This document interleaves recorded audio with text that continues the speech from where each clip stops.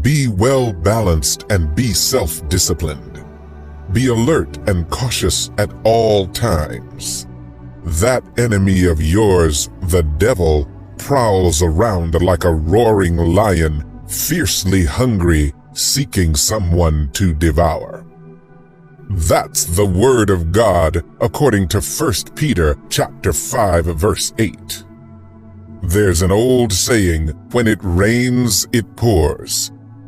Have you ever felt like that? Have you ever felt like there's something going on in your life and it's deeper than what your eyes can see? Have you ever felt like there's something going on in your family or in your household that doesn't seem natural? Like there's some other force at work because it's one thing after another. It's attack after attack. It's battle after battle. From another perspective, have you ever felt like when things are going wrong at home, they tend to carry over in other areas of life? It's like when something is going on with your kids at home and it affects your work. Or when something is going on in your marriage and it affects your interaction with your kids.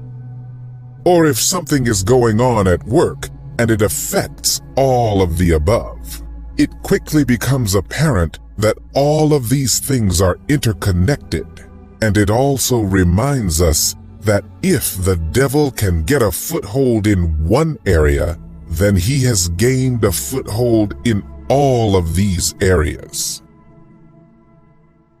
The devil is trying in an unprecedented way to destroy families today. He wants to disrupt the family system and order. Satan knows that if the Christian family is intact, if the Christian family is working in one accord, then it's one of the strongest weapons against his deceptions.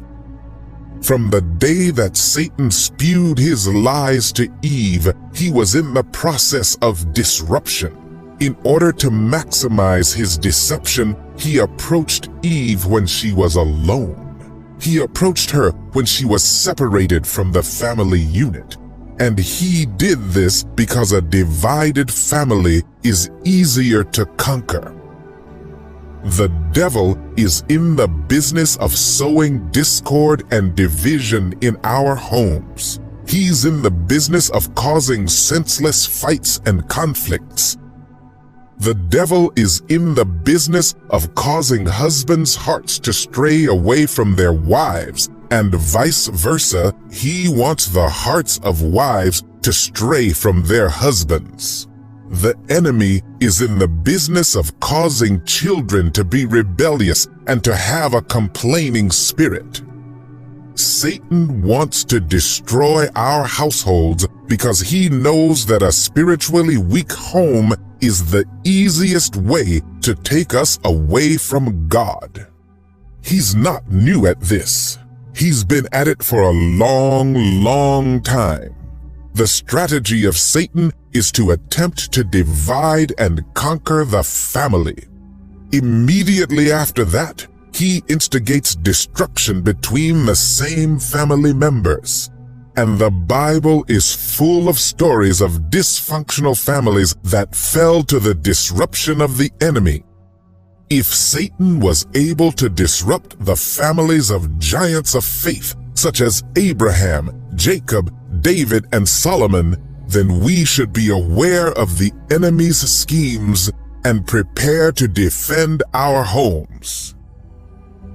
Now, when it comes to guarding ourselves and our families against the deceptions and invasions of the enemy, the first question is, how does the devil gain access to our homes and minds? How does he try to gain access to disrupt our families and our lives? One of the biggest ways that the devil gains a foothold in our families today is through media. Music, movies, and social media are huge access points to our families.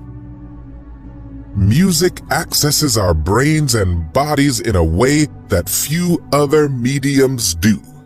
The messages in music today are ripe with sinful themes like lust, sex, violence, rebellion, among other sinful things. This is one of the easiest ways for Satan to gain access to our minds and souls. We listen to lyrics with this content and become desensitized to it. Before we know it, we begin to think that these sinful themes are not so bad, and lust, fornication, violence, and rebellion have taken root in our hearts and in our homes. Along these same lines, movies and television are perfect pathways for the enemy to take root in our homes. We constantly watch things full of violence, sex, cursing, and all kinds of other images that lodge themselves in our brains and hearts. Studies have shown that by 5th grade, the average child has seen 8,000 murders on television. Think about that. Think about how Satan might be using that to gain a foothold in our households. Not to mention all of the blatantly demonic content in TV and movies. There are full movies and shows directly about demons, spirits, and evil spiritual forces that we readily let into our homes. We are literally opening the door for Satan to come and dwell in our homes. The same goes for social media, which has all of these same elements, but also has the added seduction of obsession with self, image, and other people's opinions. The question for us now is, how do we resist the wiles of the devil in our families? How can we close the doors through which the enemy can enter? First, we can be much more vigilant about the entertainment choices we allow in our households. We need to monitor all the content in our homes in one way or another. An additional strategy when it comes to safeguarding our homes and families is that we should cultivate regular family worship and devotional time together. If a family is starting or ending their days in prayer, worship, and Bible study, that makes it much more difficult for the devil to get a foothold in that family. That family has girded themselves with the belt of truth and the breastplate of righteousness, the shield of faith, the helmet of salvation, and the sword of the Spirit. Taking up this armor of God in our families is what will guard them against the deceptions and temptations of the enemy. Let us put on the armor like spiritual warriors. Let us guard our homes from the enemy. Let us resist the devil, and he will flee from us.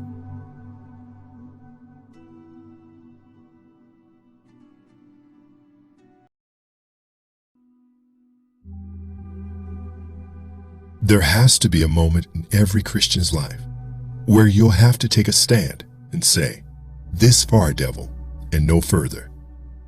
And what I mean is that in every walk of life, there are things you can put up with. They may be unpleasant, they may be uncomfortable, but you can put up with certain things. We do this at our jobs, in our marriages, in our business. However, sooner or later, your limits always get tested. The line has to get drawn somewhere, or else it will get crossed.